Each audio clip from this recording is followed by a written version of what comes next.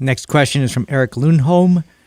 When trying to switch into a career or of personal training from something else, what's more important? Getting a degree in a related field, working on certifications, or just getting started coaching for free to gain experience? Okay, I'll add one right there. The most valuable thing you could do communication is, well, besides that, is getting a mentor.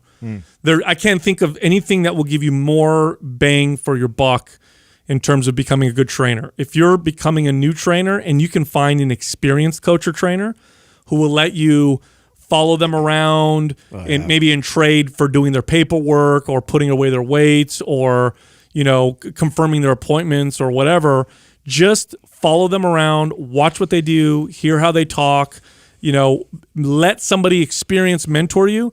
That's more valuable than all those things, that we listed. But of those things that you listed, I would say certified and then, start to get experience, because a degree it's expensive and it's long. Yeah. Not saying it's not valuable, but geez, for the time and the money that you spend, I don't know if I can't see it being more valuable than certifications plus experience. Well, to kind of piggyback on that, I think that there's a way to do that too. If you don't know like somebody that's like a really good mentor or like personal trainer, but there's a gym where a really like awesome personal trainer that you respect and hire them.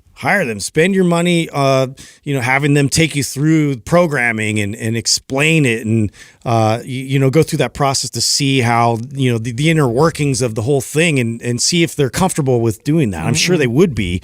They'd be happy to get your business for that. That would be like a good start for, at least kind of getting a feel for what it requires, by doing it that way. Well, you need a minimum of a certification or degree to like become one, right? So you have to have at least one to get going, right? One national certification or a degree in the field to at least get started. But then after that, I would actually say that the experience trumps everything. Yeah. I mean, this is my experience at least. I didn't have a lot coming into it. I had a certification. I got one certification to get started.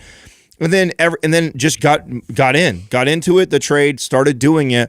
And then as I would run into things, and here's the mistake I think some trainers make is they're so afraid because they don't have a lot of experience and knowledge yet. So they're timid to go take on a client, but that's okay. You just gotta be okay with saying, hey, I don't know, but I'll find out for you.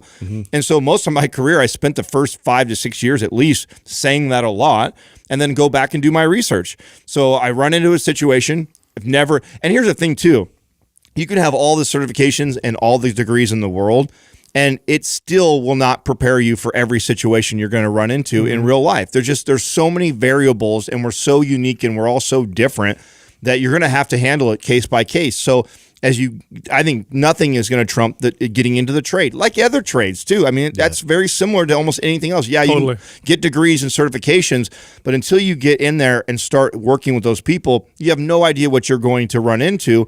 And when you do, you go home, and that's what I'd go home after that. And then next thing you know, I'd be reading books and trying to learn more about whatever I was dealing with.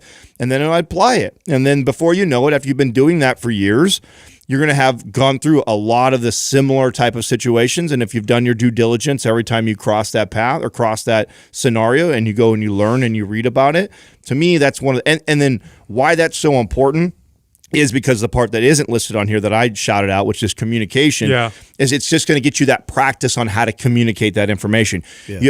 Another thing that I had a lot is I would remember when I first started hiring trainers, and I would look for the degrees and all the certifications. Oh, this trainer's got, a master's. They've got, 4 national certifications. They're going to be so awesome. And then I get them and they're like terrible because they have no experience on taking all that information and then communicating that to an average person and then getting the results that they need. So, that part is so important to becoming a good trainer that I'd want to get started in it as soon as I can, and then I'll learn along the way. Yeah, the most I ever learned, I'm going to be totally honest, that I ever learned as a personal trainer, aside from my own experience, was from other trainers, other health practitioners, by far. I had acupuncturists that I worked next to, and I would observe and listen to the way they talked and communicated about their expertise. Massage therapists, and I would do the same thing. Physical therapists, other trainers, and then other practitioners that my clients would go to. So if I had a client that raved about their chiropractor or about their doctor or about their therapist, let's say I worked with someone with body image issues and they also worked with therapists, I would make sure to contact their practitioner, both to be able to service my client better, but also to ask them questions and listen, because, you're in your own bubble. You're a fitness person. You don't think you can learn from an acupuncturist about, Chinese medicine and meridians. Of course, you're not going to communicate it the way they are, but you're going to hear and listen and learn. And that's where I learned most of the most valuable stuff that I ever learned as a trainer. Yeah, I think too that there's a lot of different personalities that want to get into this industry. And I know myself, even included in terms of like me being a little bit different than you guys. My weakness was something I worked on constantly. So I do agree with Adam. It's about getting in there and working on things that might make you uncomfortable. If that's a communication thing, if that's small talk and like approaching people, if you're scared of that, and then you definitely need to find yourself an environment where you can work on that. But at the same time, it does help to have the education. I'm not discounting the fact that going the certification route and getting a degree isn't going to help. It's going to help at least have that basis of knowledge to then convey. So when that comes up, you can relay the information you've learned to these clients and look like a genius. Totally.